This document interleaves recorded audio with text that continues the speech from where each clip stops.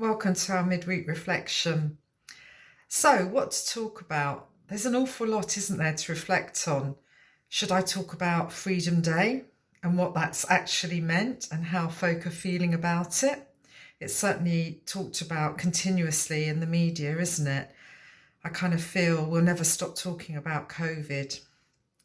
I could talk about the Olympics. I don't know about you, but I wasn't interested. This always happens to me. And then they start, and then I just get really, really excited. And then I think, I can't wait for another 4 years when it's all over.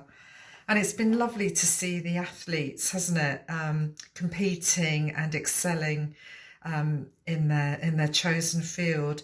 And I've really enjoyed hearing their stories, their life stories, and some of the more mature athletes talking about their family and what really matters to them is being loved and loving unconditionally, whether they get a gold or not. I found that really heartening.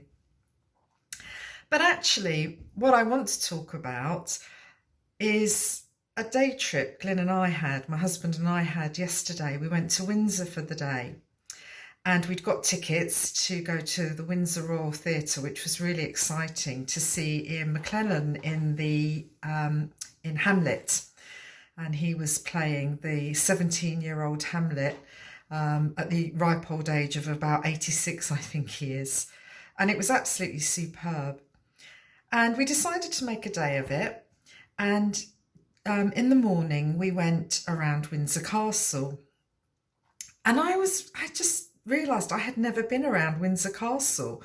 I grew up in South London and we were always going to Hampton Court and loved it, but I just actually hadn't been around Windsor Castle. And we had a great time exploring the state apartments and just having a little cream tea. And then at 5 o'clock we decided to go to Evensong. Now, what a privilege to go to Evensong in St George's Chapel. And when we got there weren't many people. And the woman who met us at the door said, "Oh, not many people are coming because we're not singing. It's not Evensong. It's just evening prayer." And I said, "Just evening prayer will do us." You know, what a lovely opportunity to worship in St George's Chapel. And so we went in, and there were about 10 of us, and I looked around, and there was a lovely family with a little girl who had her princess crown tiara on, and her lovely parents who were joining her excitement, and also the husband had a crown on, and the little girl had and the mother had a tiara too. And I just thought, good for them. There was a lovely single woman on her own who gave us a very warm smile. And there were some visitors from the Far East. I couldn't work out their dialect, but again, really cheerful faces. And there was Glyn and myself. And we went through evening prayer. We just said it. And it was really lovely. It was so special to be in that place. And I just thought of all the centuries of prayer that had gone on there. And we looked at the lovely hangings, the banners, and the heraldic memorabilia. I don't know if that's what it's called, but anyway, all the knights of the order, all of their standards hanging, and their swords and the symbols that denote what they offer in society. And it just felt really still and really special, all that history. And yet I was moved to think beyond that and just think, why are we here? Why are we here in the sanctuary of this chapel? And of course it was to worship. It was to worship God.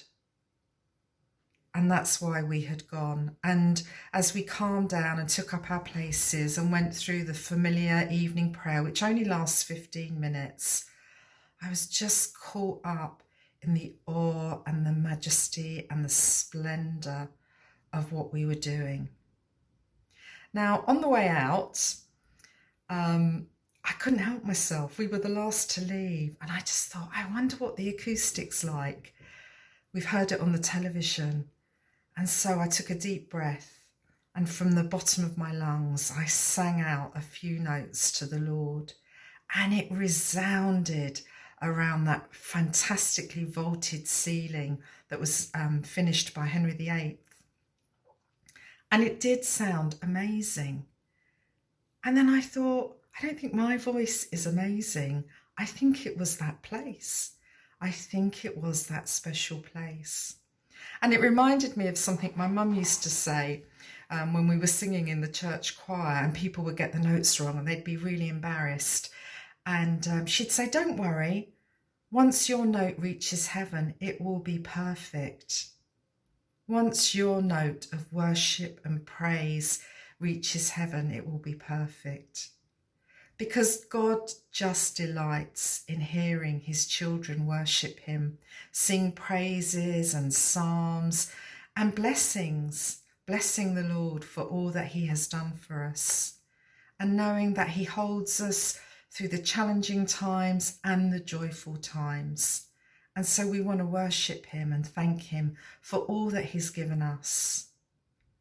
So next time you're in a church or in a huge vaulted space, sing out a note and know that by the time it reaches heaven, it will sound perfect. And if you don't get the opportunity to go to St. George's Chapel, for example, then sing it in the shower, because I think God hears that too and he loves it. Have a good day and be joyful and worship the Lord.